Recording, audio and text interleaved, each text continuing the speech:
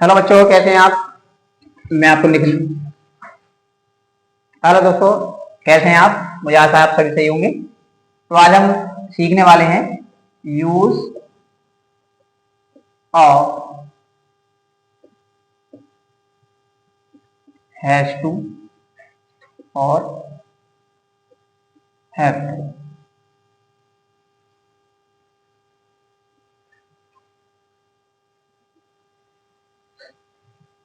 तो बच्चों, आज मैं बताने वाला हूं इन दोनों कैरेक्टरों के बारे में कि हैज टू और हैव टू कहां पर इस्तेमाल होता है, और अगर हम हैज टू और हैव टू लगाते हैं सेंटेंस में तो उसका प्रभाव क्या पड़ेगा, क्या मतलब निकलेगा हिंदी में। जैसे अगर हमारा एक सेंटेंस है, मैं गीत गाता हूं, ये हमारा एक प्रेजेंट डेफिनिट का सेंटेंस हो गया और हम इसको बनाएंगे आई सिंग सॉन्ग। ठीक, ये हमारा सेंटेंस हो गया। और अगर हम इस सेंटेंस को कर दें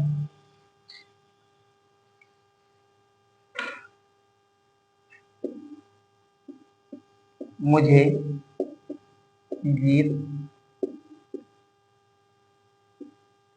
गाना पड़ता है, या फिर मुझे गीत गाना है। अगर बच्चों हमारा सेंटेंस अगर इस तरीके से होता है कि मुझे गीत गाना पड़ता है या फिर मुझे गीत गाना है, तो हम इस वाले सेंटेंस को कैसे बनाएंगे। और इसमें जो होता है बच्चों, दरअसल ऐसा होता है कि इसमें किसी के द्वारा हमें फोर्स किया जाता है कोई काम करने के लिए कि मुझे गीत गाना पड़ता है, मतलब मैं गाता नहीं हूं, मतलब गाना पड़ता है, मतलब कोई फोर्स करता है। ठीक, तो अब ऐसे फोर्सली वाले हमारे सेंटेंस जो है वो किस प्रकार बनेंगे मैं आपको बताने वाला हूं। तो देखिए, ये वाला सेंटेंस हम सबसे पहले बनाते हैं। मुझे गीत गाना पड़ता है, इसके लिए प्रेजेंट में सेंटेंस है। इसके सभी तरीके अलग अलग होते हैं। प्रेजेंट में अलग बनेगा, पास्ट में अलग बनेगा और फ्यूचर में अलग बनेगा। तो आज मैं सिखाने वाला हूं प्रेजेंट में।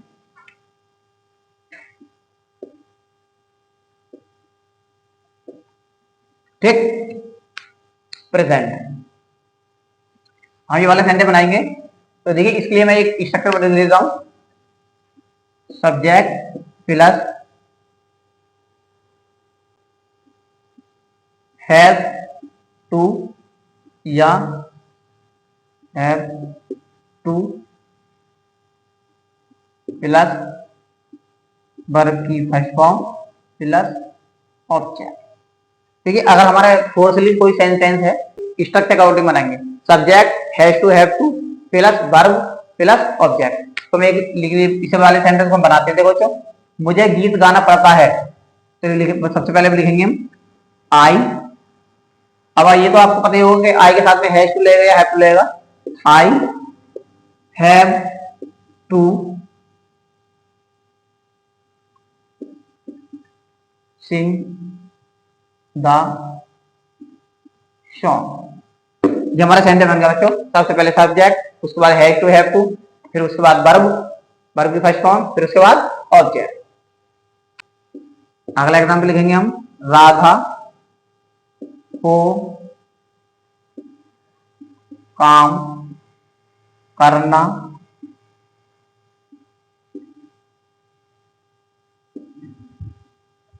पड़ता है। इसे बनाएंगे हम बच्चों। तो सबसे पहले हमारे क्या लगेगा, सब्जेक्ट हमारी राधा। उसके बाद हैज टू या हैव टू, तो हम लगाएंगे हैज टू क्योंकि हमारा सब्जेक्ट एक वचन है। Has to. उसके बाद वर्ब की फर्स्ट फॉर्म डू, ये हमारा करना हमारी वर्ब आ गई। तो उसके बाद क्या है, ऑब्जेक्ट, और ऑब्जेक्ट हमारा वर्ब। तो हमारा बच्चों सेंटेंस बना है, Radha has to do work. ठीक, ये हमारा हो गया सेंटेंस। तो बच्चों, अगर आपको कोई भी इस प्रकार का सेंटेंस दिखता है, जैसे किसी को कोई काम फोर्सली करना पड़ता हो या करना है, तो आप इसी वाले सूत्र के अकॉर्डिंग ये वाला सेंटेंस बनाएंगे। जैसे एक सेंटेंस और बनाते हैं हम, एक एग्जांपल।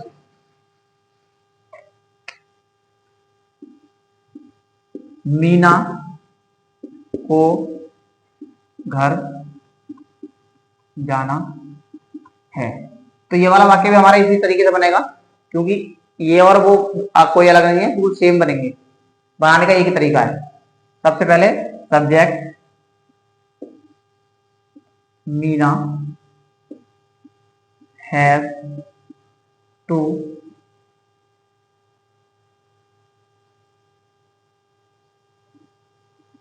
गो टू होम, बन गया हमारा सेंटेंस। तो देखिए बच्चों, ये एक ही तरीका है, पढ़ता है या फिर जाना है। अगर आपका इसकी की जगह होता मीना को घर जाना पड़ता है, तब भी इसी प्रकार सेंटेंस बनता। और अगर सेंटेंस है हमारा मीना को घर जाना है, तब भी इसी तरीके से बना और इसी सूत्र पर बना है। तो बच्चों, अगर आपको इसमें कोई परेशानी हो और नहीं सीख पाए हो तो आप मुझे बता सकते हैं।